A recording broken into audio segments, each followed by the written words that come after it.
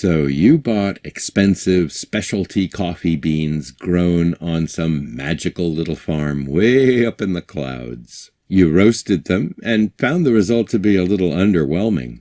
Was that your fault? Or were you sold cheap commercial beans in a fancy package? How do you evaluate the quality of green coffee beans? Actually, it's easy. Here, I'll show you.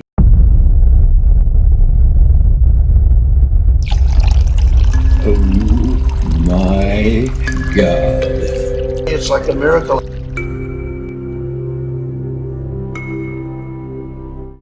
Your nose can tell you a lot. All fresh greens have a strong, grassy smell, like hay that's just been cut. Stale ones have a milder smell, more like straw, and often a paler color.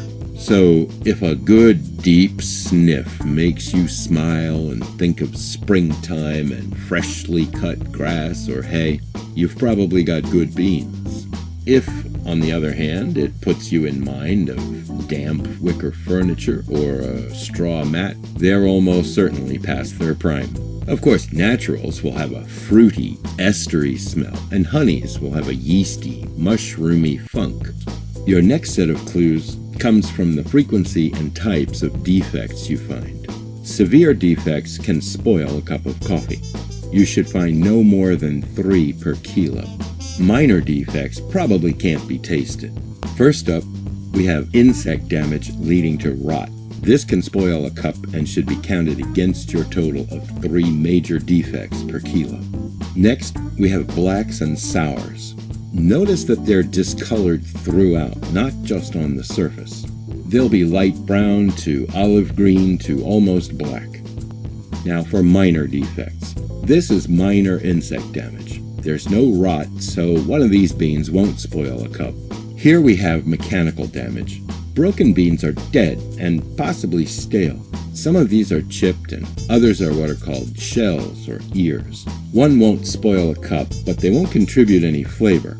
These are withered beans. They were starved of water or exposed to frost. They look a bit like blacks and sours except for the color. One bean won't spoil a cup, but they won't contribute any flavor. We've got immature beans here. They should have been segregated during processing, but weren't. Again, finding a lot of these is a sign of low-quality beans. One wouldn't spoil a cup, but it won't contribute any flavor, and too many can yield astringency. Immatures often have a bowl or spoon shape with sharp edges. They typically have a paler color, which you can see here in comparison to normal beans.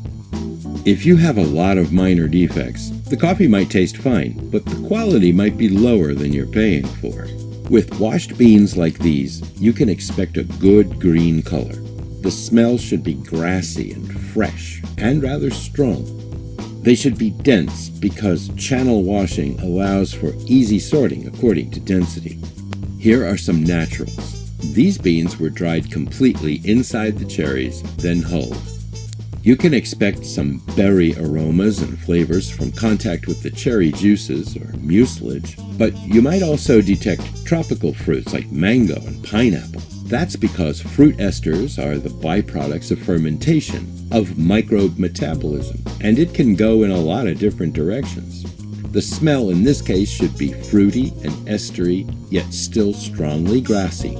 Brazilian naturals are processed a bit differently and really deserve a short video of their own, which I probably will get around to fairly soon. These are honeys. They're pulped before drying, but not washed. They ferment in piles along with the mucilage, and this period can be extended for longer than the fermentation period of naturals, which makes these more funky than fruity, although fermentation always produces some fruit esters. Now, some of these look pretty sketchy and might remind you of defective beans like the sours we looked at. But look closely and you'll see that the discoloration is superficial. You can see the healthy green color showing through in places. These beans are actually of very high quality, although I'm sure they'd look pretty dodgy to a casual observer.